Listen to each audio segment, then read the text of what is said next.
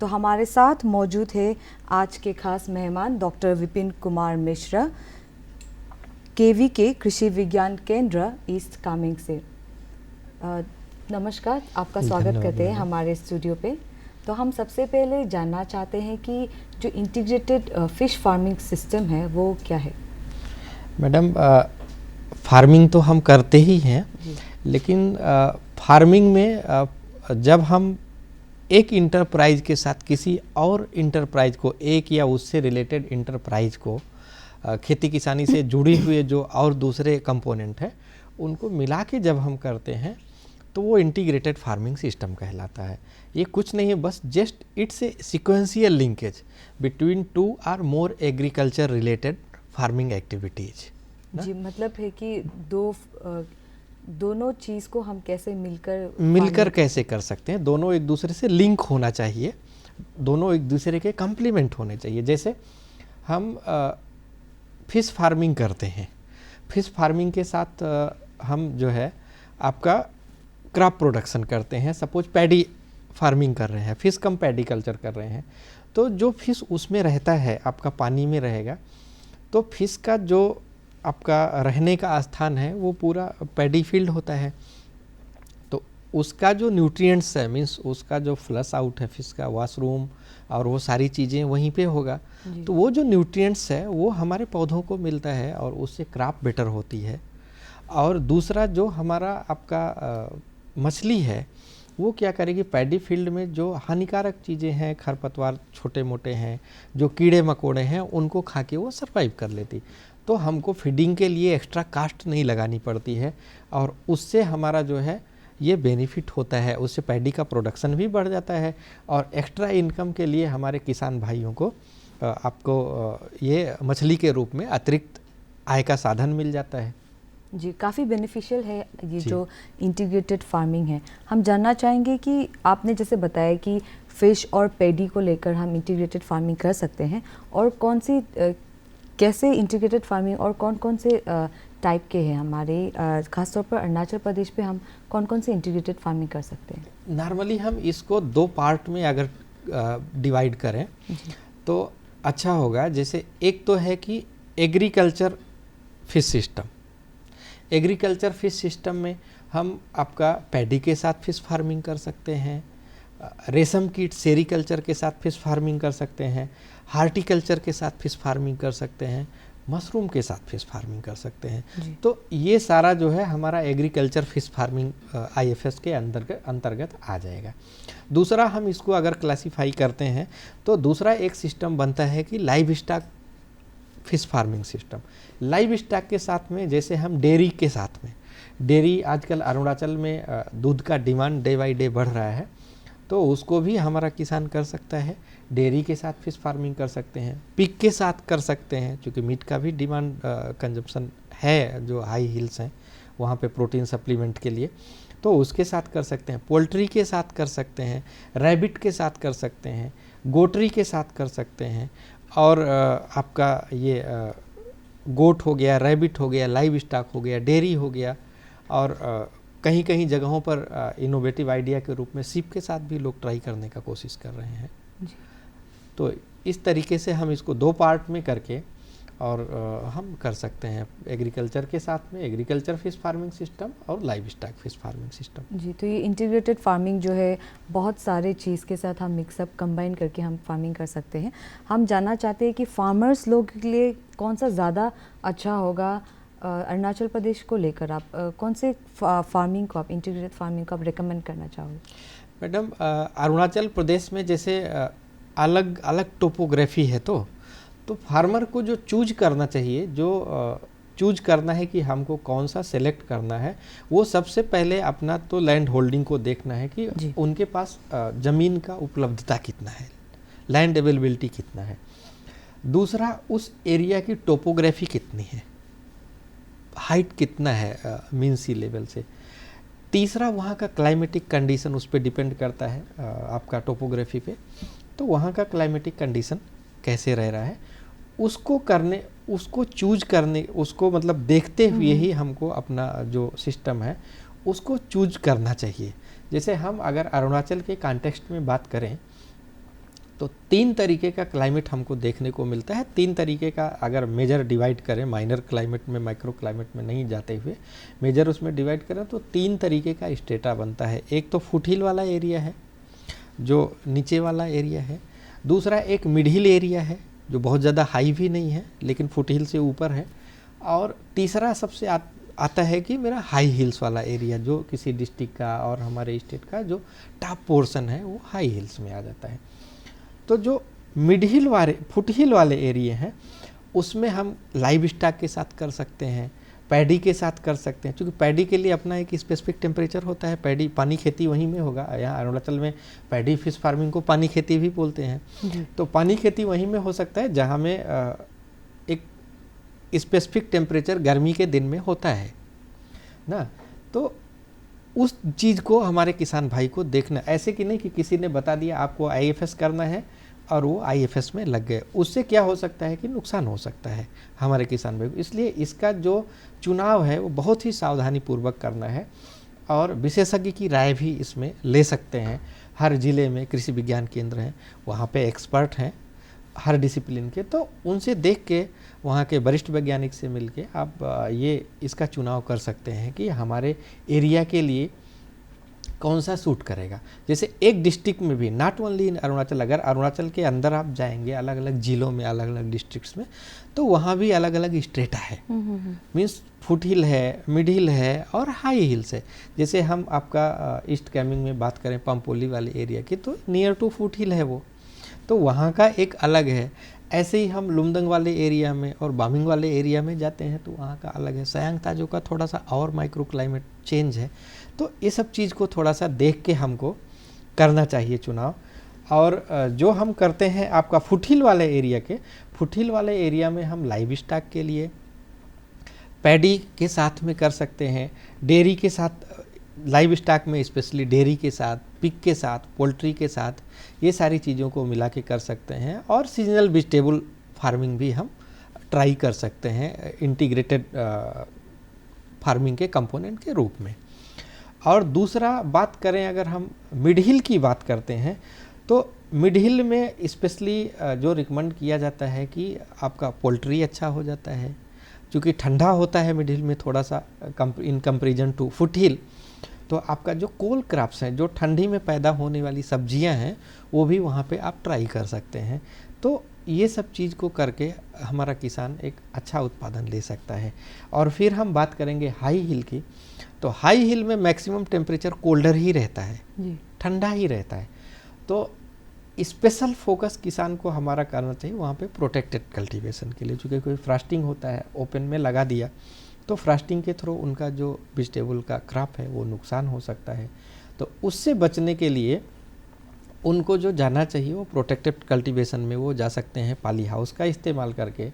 और जो हमारी मछलियों की वैरायटी हैं जो इंटीग्रेशन में ला रहे हैं, उसका भी चुनाव उस हिसाब से करना चाहिए। हाई हिल पे हमेशा किसान को या तो हमको एग्जोटिक कार्प्स को लगाना है, जो हमारा सिल्वर कार्प, ग्रास कार्प और कॉमन कार्प है। अदरवाइज जो और कोल्ड वाटर स्पीसीज हैं, ट्राउट्स हैं, उनके साथ में हम इसको ट्राई कर सकते हैं। तो इस तरीके से, और मिड हिल और फुट हिल एरिया के लिए हम कार्प्स के साथ में इसको अच्छे से हम कर सकते हैं। जो कार्प्स हैं, जो हमारी 3 इंडियन मेजर कार्प हैं, कतला है, रोहू है और नैन है, और 3 एग्जोटिक कार्प हैं, सिल्वर कार्प, ग्रास कार्प और कॉमन कार्प। नॉर्मली हमारे किसान भाई, एक चीज़ मैं आपसे शेयर करना चाहूँगा, नॉर्मली हमारे किसान भाई कहते हैं कि वो चाइनीज़ कार्प है, जबकि उसमें चाइना का एक भी वैरायटी नहीं है, दूसरे कंट्री से आया वाला है, तो उसको एग्जोटिक कार्प आप बोल सकते हैं। हमारे किसान भाई बहुत ही समझदार हैं, विद्वान हैं, लेकिन फिर भी हम अपने मत्स्य पालकों को ये बोलेंगे कि वो अपना एक एग्जोटिक कार्प है, बाहर से आया वाला, वो टेस्ट किया गया है यहाँ में कि सूट करेगा नहीं करेगा, उस टेस्टिंग के बाद में रिकमेंड किया गया फार्मर को, तो उसको हमारे फार्मर भाई उसको लगा सकते हैं। जी, आपने जैसे कहा कि जो इंटीग्रेटेड फार्मिंग है उस पर कई सारे हम मिक्स कंबाइन करके हम फार्मिंग कर सकते हैं। जो आपने कहा डेयरी फार्मिंग हो गया, पोल्ट्री फार्मिंग हो गया, तो हम सबसे पहले जानना चाहेंगे कि फ़िश और डेयरी फार्मिंग कैसे करते हैं और क्या है ये? मैडम, सबसे पहले तो IFS पे इंटीग्रेटेड फार्मिंग सिस्टम में जो मेजर कंपोनेंट होता है उसका नाम पहले लिया जाता है। अगर फिश मेजर कमोडिटी होगा, जैसे एरिया जो है हमारा, उसमें मेजर प्रोडक्शन हम फिश का कर रहे हैं, तो ये फिश कम डेयरी फार्मिंग हो जाएगा। अगर डेयरी ज़्यादा है और फिश वाला एरिया कम है तो ये डेयरी कम फिश फार्मिंग हो जाएगी। ये एक बेसिक डिफरेंस है। जब हम फिश के साथ में डेयरी करते हैं, डेयरी कैटल्स का पालन करते हैं, वो गाय भी हो सकता है, भैंस भी हो सकता है। तो अरुणाचल में तो भैंस तो नहीं ये है, लेकिन आपका जो डेयरी एनिमल काऊ है, काऊ को ट्राई करते हैं लोग। तो अभी कहीं कहीं पे लोग मिथुन और इसको भी ट्राई कर रहे हैं, ट्राई fish करने को। का वो रिकमेंड अच्छा। किया जा रहा है कि इसके साथ में भी आप कर कर सकते सकते हैं। हैं। हाँ, कर सकते हैं। मिथुन को अगर नॉर्मली तो खुला ही छोड़ के रखते हैं, लेकिन मिथुन के लिए भी अभी ये हो रहा है कि इसको डोमेस्टिकेट करके, और अच्छा। अगर ये डोमेस्टिकेट हो गया तो आईएफएस में ये एक कंपोनेंट के रूप में यूज होगा। तो ये लाइव स्टॉक के साथ में integrated fish come live stock farming का एक कंपोनेंट होगा। अच्छा। लेकिन डेयरी कैटिल के साथ में आप गाय और भैंस के साथ में नॉर्मली काऊ और बफेलो के साथ में करते हैं, और 1 हेक्टेयर एरिया में हमारे फार्मर को जो मछली लगता है वो 6 से 8 हज़ार फिंगरलिंग लगता है, और जो डेयरी कैटल है वो 6 से 8 रिकमेंड किया जाता है। लेकिन हमारा जो अरुणाचल में है, नॉर्मली बड़े कैटिल का किसानों को नहीं उपलब्ध हो पाता है, काफ़ी महंगे होते हैं। तो इसलिए जो हमारा लोकल ब्रीड गाय का है उसको भी हम पालन कर सकते हैं, उनकी संख्या को थोड़ा बढ़ा के। उसको हम अगर 6 से 8 कर दें, 8 से 10 कर दें, तो हमारा प्रोडक्शन भी ऑलमोस्ट लगभग जाके गिरेगा जो हमारा बाहर वाला काऊ को ले आते हैं। और उससे सिक्योरिटी क्या होती है हमारे किसान को कि लोकल ब्रीड होता है तो जल्दी से उसमें कोई रोग और बीमारी नहीं आता है, वो जल्दी से स्ट्रेस में नहीं आता है। तो उससे लॉन्ग टर्म के लिए थोड़ा सा उत्पादन दूध का कम हो सकता है, लेकिन लॉन्ग टर्म अगर बेनिफिट देखेंगे और सस्टेनेबिलिटी देखेंगे सिस्टम की, तो ये एक सस्टेनेबल सिस्टम होगा अगर हम अपने लोकल ब्रीड के साथ करते हैं तो। इसलिए हमेशा हम अपने किसान भाइयों को एडवाइस करते हैं कि एआई के थ्रू जाके बाहर से हम कोई ब्रीड लाके इंट्रोड्यूस करें, जर्सी है, फ्रीजियन है, होल्स्टीन फ्रीजियन है, तो उसके बजाय उनको एआई के थ्रू अपना ही ब्रीड को इम्प्रूव करके यूज करने में वो ज़्यादा लाभप्रद होगा, क्योंकि वो वहाँ के लिए एडाप्ट हो जाता है। तो वो अच्छा लाभकारी माना जाता है हमारे किसान भाइयों के लिए। और मैं जितना मेरा एक्सपीरियंस है उसको देख के मैं अपने किसान को यही सजेस्ट करना चाहूँगा, मत्स्य पालक को, कि धीरे धीरे ही सही हम बढ़ेंगे, लेकिन एआई के थ्रू हमारा जो डेयरी कैटिल है लोकल वाला, उसको इम्प्रूव करके उसको यूज कर लेना बेहतर होगा। उसमें रोग बीमारी जल्दी नहीं आती है और वो लोकल खाने के लिए भी एडाप्टिव होते हैं। तो उससे हमको ज़्यादा उन पे ध्यान देने की ज़रूरत नहीं होती, जो टेक केयर करना होता है वो उतना नहीं करना पड़ता, और मेरा कास्ट ऑफ कल्टीवेशन कम हो जाता है, लागत कम लगती है, और लॉन्ग टर्म का अगर प्रोडक्शन देखेंगे तो उत्पादन अच्छा हो जाता है किसान। अच्छा, तो हम जानना चाहेंगे कि फ़िश और पोल्ट्री फार्मिंग कैसा होता है? फिश कम पोल्ट्री फार्मिंग मैडम, जब हम इंटीग्रेटेड फिश कम पोल्ट्री फार्मिंग कहते हैं तो फिश के साथ में हम पोल्ट्री की फार्मिंग करते हैं। 1 हेक्टेयर में जैसा कि हमने पहले बताया कि 6000 से 8000 फिंगरलिंग का इस्तेमाल करते हैं हम उसमें डालने के लिए। फिंगरलिंग जो हमारा 10 से 12 सेंटीमीटर तक की मछलियाँ होती हैं उनको हम फिंगरलिंग बोलते हैं। उनको हमको प्रयोग में लाना है स्टॉकिंग के लिए, अपने तालाब में संचयन के लिए। और बर्ड जो होता है, छोटी बर्ड ले आई जाती हैं, चूजे ले आए जाते हैं मुर्गी के, उनको हमको इंटीग्रेट एक घर बना के उसका मछली का जो तालाब है उसके तालाब पर बंधे पर घर बना के, या तो अंदर में भी हम सपोर्ट देके बम्बू का लो कास्ट हम हाउस प्रिपेयर कर सकते हैं और उसमें रखते हैं। इसमें पोल्ट्री की जो संख्या होती है 400 से 600 बर्ड रखा जाता है यहाँ के सिचुएशन में।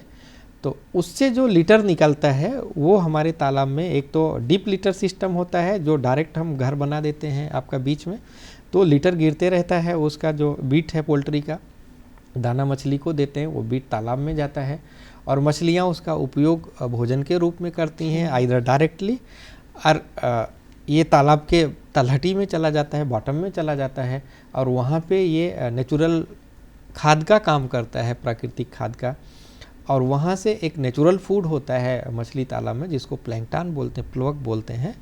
तो नेचुरल फूड जो होता है मछली का प्लैंकटन, उसकी ग्रोथ अच्छी होती है, उसके न्यूट्रिएंट्स जो रिलीज होते हैं, और उससे हमारे मछली का उत्पादन बढ़िया हो जाता है। और हमारे किसान भाई को मछली के साथ साथ में उसी जगह में एक अतिरिक्त जो है आय का साधन मिल जाता है हमारे किसान को, और उससे मुर्गी का मीट मिल जाता है, अंडे मिल जाते हैं, और इस तरीके से और हमारे किसान भाई को रोज़गार भी अतिरिक्त हो जाता है, क्योंकि उसमें वो इंगेज रहेंगे तो माइंडसेट भी उनका अच्छा रहेगा। जी, तो एक ही साथ 2 फार्मिंग कर लेते हैं। जी जी जी, बहुत ही अच्छा है। ये हम जानना चाहेंगे कि पेडी और फिश कल्चर ये कैसा है? हमें लगता है कि ये ज़ीरो में भी एडप्ट हो चुका है, जी जी जी पेडी और फिश कल्चर को लेके। आप इसके बारे में और कुछ बताइए। जी मैडम, जहाँ पे भी पानी खेती होता है अरुणाचल में स्पेशली, आप देखिए तो जहाँ पे पानी खेती बोले तो जहाँ पे भी धान होता है, जहाँ पे भी पैडी कल्चर किया जाता है और अच्छे से वाटर अवेलेबिलिटी है नेचुरल रिसोर्स की, और रेन भी अरुणाचल में अच्छा ही होता है रेन वाटर, तो उसको भी हम हार्वेस्ट करके पानी खेती के साथ में हम पैडी का प्रोडक्शन कर सकते हैं। पैडी के साथ में अब अरुणाचल का paddy cum fish culture Arunachal में ही नहीं फेमस है, एशिया में फेमस है। आपका जीरो वैली का जो है पैडी कम फिश कल्चर, वो it is famous not only in India, it is famous in whole Asia. एक अलग यूनिकनेस है, मैं उस पर ज़्यादा फोकस नहीं करूँगा एज ए कंपोनेंट, लेकिन एक यूनिकनेस है। वहाँ की टोपोग्राफी भी अच्छी है, क्लाइमेट भी सूट करता है, वहाँ से हमारे जो और किसान भाई हैं उनको सीखना चाहिए। और वो पैडी के साथ साथ में उसमें ट्रेंच बना के पैडी फील्ड में अच्छे से अपना बंधा को मजबूत करना होता है पैडी के साथ में करने के लिए। और उसमें हम क्या करते हैं, पॉली कल्चर न करके मोनो कल्चर करते हैं, एक ही स्पीसीज को डालते हैं जो बॉटम फीडर होती है, स्पेशली कॉमन कार्प का यूज करते हैं। कैट फिश का भी कहीं कहीं यूज किया जाता है, वो नहीं मिलने से। तो कॉमन कार्प है साइप्रिनस कार्पियो, और एक अभी उसको इम्प्रूव वैरायटी उसका एक आया आमुर कार्प, उसको भी हमारे मत्स्य पालक यूज कर सकते हैं। और उसमें क्या करते हैं हम कि बंधा जो है करीब 30 सेंटीमीटर की हाइट तक रखते हैं पैडी फील्ड में। पैडी ट्रांसप्लांट कर लिया, ट्रांसप्लांट करने के 10 से 15 दिन बाद हम उसमें मछली को उसमें रिलीज करते हैं। 30 सेंटीमीटर की हाइट बंधे को देते हैं, बंधे को मजबूत रखते हैं सपोर्ट देके, उसमें पानी भरा होता है, और उसमें हम जो फिंगरलिंग है हमारा कॉमन कार्प का उसको रिलीज कर देते हैं। उसको रिलीज करने के बाद में क्या होता है कि उसमें हम ट्रेंच का निर्माण ऑलरेडी किए रहते हैं ट्रांसप्लांटिंग के टाइम में ही। तो ट्रेंच का अलग अलग टाइप है। ट्रेंच मीन्स किसान भाई को इतना परेशान होने की ज़रूरत नहीं, जैसे एक छोटा सा फरो होता है, गड्ढा होता है, चैनल होता है अंदर में जो डीप कर देते हैं उसको। उससे क्या होता है कि गर्मी के दिन में पैडी नॉर्मली समर सीजन में होता है, तो गर्मी के दिन में होता है तो कभी कभी सूर्य देव तपिश ज़्यादा देते हैं, टेम्परेचर अचानक बढ़ जाता है। तो ऐसे में क्या होता है कि पानी गर्म हो जाता है तो मछलियाँ परेशान ना हो, उससे बचने के लिए, उनको स्ट्रेस से बचाने के लिए तो ट्रेंच रहता है तो उसमें वो घुस लेती हैं। और जब कोल्डर वेदर होगा तो फिर से निकल के अपना जो है हमारे पैडी फील्ड की साफ़ सफाई कर देती हैं। तो पैडी के साथ में करने से, जैसा मैंने पहले भी आपको बताया था कि जो कीड़े मकोड़ी हैं पैडी के खा के, उसको ये अपना जीवन निर्वाह कर लेती हैं। ऑर्गेनिक जो डेब्रीज होता है ताला मतलब इसमें आपका पैडी फील्ड में, उसको करके ये अपना जीवन निर्वाह कर लेती हैं। और हमारे किसान भाई को एक साफ़ सुथरा पैडी फील्ड मिल जाता है, उसमें उनको पेस्टिसाइड नहीं डालना पड़ता है। धान खेती में धान खेती का पैदावार बढ़ जाता है, 20 से 25% तक ज़्यादा पैदावार देखी गई है अगर धान के साथ हम करते हैं। और हमारे किसान भाई को एक अच्छा मुनाफा के रूप में मछली भी मिल जाता है, जो उनके nutritional house hold nutritional security को भी सपोर्ट करता है और रूरल इकोनॉमी को भी सपोर्ट करता है, क्योंकि वो मछली बिकेगी तो कुछ तो पैसा आएगा, तो अतिरिक्त इनकम का एक साधन भी हो जाता है इंटीग्रेटेड पैडी फिश करने के लिए करने में। जी, आपने पहले ही बताया था कि हमारे अरुणाचल में काफ़ी बारिश भी होते हैं, तो जो इंटीग्रेटेड पैडी और फिश का जो फार्मिंग है, क्या ये पूरे अरुणाचल में ऐसे हो पाएगा? क्योंकि बारिश ज़्यादा है, तो क्या ये पॉसिबल है या फिर उसको भी ज्योग्राफिकली देखना पड़ेगा, ऐसा कुछ है? नहीं मैडम, मैंने आपको बताया कि जहाँ पे भी पानी खेती आपका होता है, पानी खेती मीन्स पैडी फार्मिंग जहाँ पे होता है, वहाँ पे हम इसको ट्राई कर सकते हैं अच्छे से। अच्छा। और धान खेती के साथ अगर करना है तो इसका मतलब कि पहले हमको एज ए इंडिकेटर धान हो रहा है, अगर पैडी हो रहा है तो ही हम इसको वहाँ ट्राई कर सकते हैं। जी जी, हम जानना चाहते हैं कि जो डक फार्मिंग जो हो गया, आपने पहले भी हमें मेंशन किया है, फिश और डक फार्मिंग का इंटीग्रेटेड फार्मिंग हम कैसे करेंगे?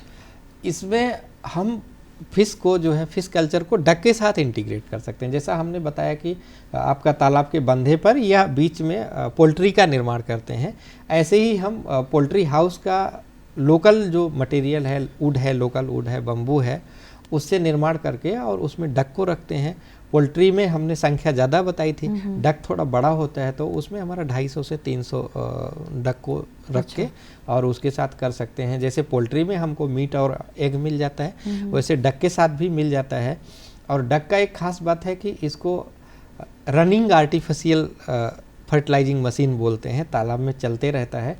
तो एक तो जो तालाब में हमारे किनारे किनारे पर जलीय पौधे होते हैं जो हानिकारक होते हैं हमारे तालाब की मछलियों के लिए, नुकसान कर सकते हैं और कंपटीशन दे सकते हैं, और छोटे मोटे कीड़े मकोड़े हैं जो हमारी मछलियों को हेल्थ को प्रभावित कर सकते हैं, तो उनको ये क्लीन कर देती है, साफ़ कर देती है, खा लेती है और उससे इसका ग्रोथ हो जाता है। और जो बीट है वो हमारे तालाब में जाता है और उससे नेचुरल प्लैंकटन उत्पादन होता है और हमारी मछली को भोजन के रूप में जो प्राकृतिक भोजन है वो मिल जाता है, प्लवक जो है प्राकृतिक प्लवक, और हमारी मछली की ग्रोथ होती है।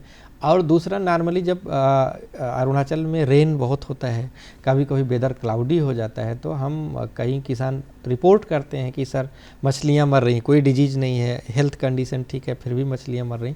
तो क्या होता है, क्लाउडी हो जाता है तो फोटोसिंथेसिस रुक जाती है, तालाब में फोटोसिंथेसिस नहीं होगी, सनलाइट नहीं मिलेगा, तो ऑक्सीजन लेवल कम हो जाता है।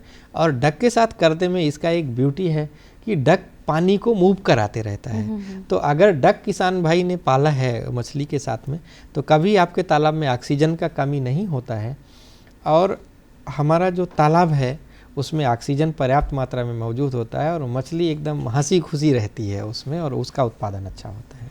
जी, आपने जैसे कहा था कि डक फार्मिंग, क्या ये अरुणाचल में भी डक फार्मिंग कोई कर रहा है क्या अरुणाचल? हाँ, अरुणाचल में जो फुटहिल वाले एरियाज हैं मैक्सिमम लोग कर रहे हैं, और जहाँ भी डक हो सकता है, इसको लोग हंस के नाम से यहाँ में बोलते हैं, तो वही है डक।